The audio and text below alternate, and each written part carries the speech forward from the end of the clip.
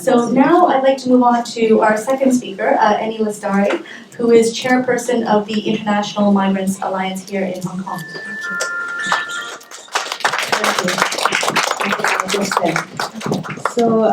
Good evening, everyone. Thanks a lot for having me here, Julie, and also Vivian. This is a wonderful space to share with all of you what visual tool means for migrants empowerment. I myself am a migrant, coming with Julie to Hong Kong as a domestic worker. So I experience all this engagement, learning a tool as a means for empowerment. But before I go there, I would like to bring you to the how we things. So most migrants are mostly women, and also they come from a rural area where technology is mostly inaccessible for them. They are low in education. Most of them do not even have gadget. Ever since I know gadget in Hong Kong only, I don't have mobile phone back home at that time. So for us, in the mind of the migrants, we always think that we are people with no power, and therefore we are not represented, and therefore others has to represent us. There is very strong inconfidence that stick inside, and sometimes if you engage with them, it took a while just for them to discover that they have power on their own.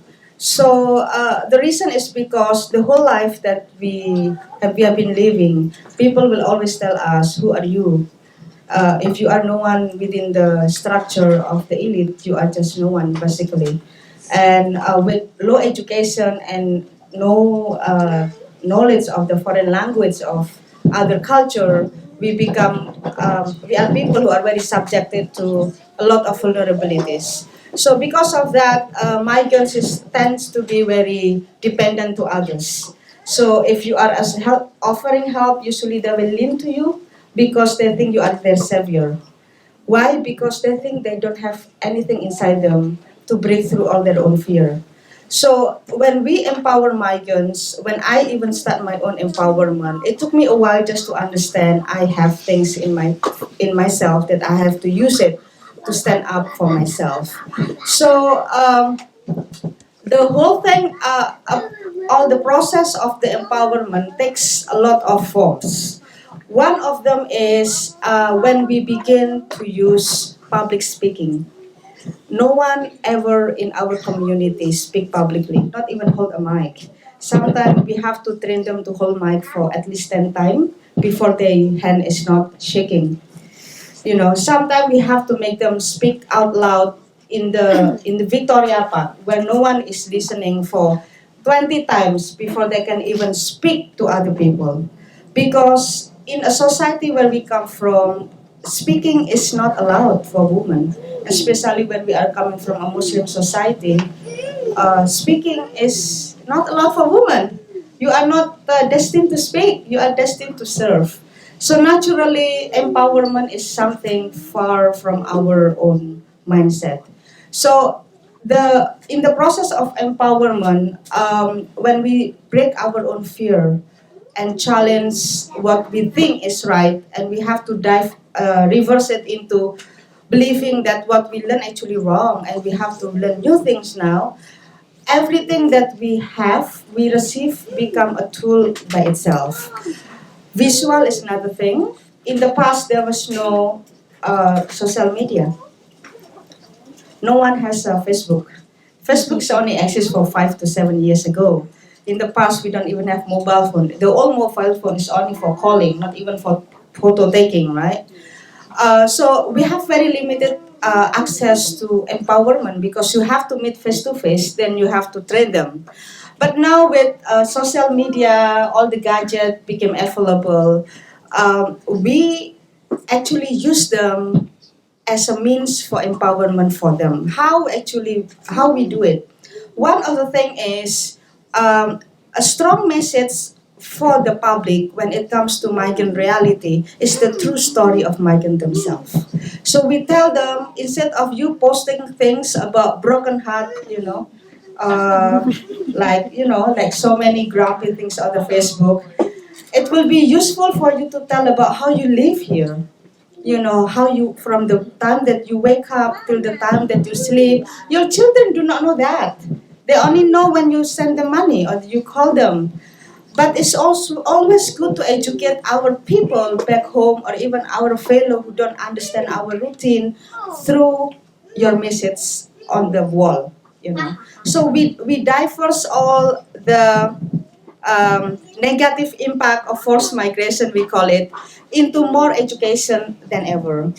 And also another thing that people now are very keen of learning gadget by taking a video of their friends. So photo is another thing that they are now learning.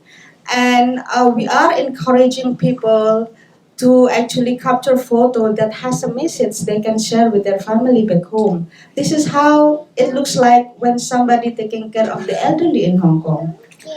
They do not know that. This is how it looks like when you are tired. One time I took a photo in New York City in the train station of migrants who actually fall asleep in the daylight, wearing a uniform of a chef or maybe with a dishwasher.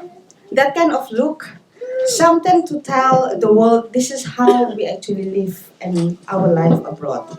Another thing is now that we are very some skill. Vivian actually taught us several skill about video taking and how to combine photo and video into one. So now we use this visual approach for a political campaign.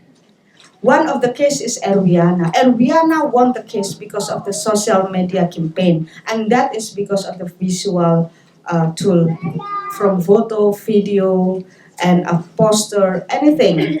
So that's when we realized that although some people don't really like social media because sometimes it drags you into a more negative consume of time instead of very positive impact. But now, in terms of power and empowerment for us, we transform that into a tool for public information, socialization of news, and also a campaign of people that need to be informed. One of the things is when a migrant is being abused, how you will tell others in very short notice. The easiest way is a Facebook, is Instagram, and the easiest way is put a photo and explain in very maybe 2 or 3 sentences who she is, what happened, and what should we do. So this become a key of migrants movement in the current global in the global days. Because when we are actually bridging solidarity, not only in Hong Kong, in Taiwan, in Korea, in US, for example, how we will know the news in US? Of course, we rely to CNN and BBC. But beyond that, we actually know it before the CNN, BBC because of the social media. And how we actually support them? We support them by posting our call to Donald Trump. And we tell them, don't build the wall, we tear down the wall, something like that. And that is being called worldwide. And you can see how powerful is that. Donald Trump is actually forced to obey the judge. So the visual is really effective when it comes to expressing ourselves, helping us to call for a political demands, and beyond that to outreach to broader network of fellow migrants, community, even to the local people who might actually don't understand the real issue of migrants and migrant story. So again, I think this kind of things where migrant workers actually using a mobile phone. Now you don't really need to buy camera. In the past we have to carry and buy that kind of heavy camera, and not many people can even pay for that amount. So now with the mobile phone, I think one of message for those who are working in the visualization, anything that use mobile phone, a smartphone, that can be designed through a mobile phone is actually a good way to teach migrants how they can transform their mobile phone instead of only checking and expressing anger, sadness loneliness all the time, they can transfer into more an education tool, making like meme now. A lot of people are making meme, and a lot of people are making 1 minute video. Yeah, many people making 1 minute video. Some people are able to make 3 minutes video, and I think that's one of the messages that I would like you to join us in this journey for empowerment. Thank you.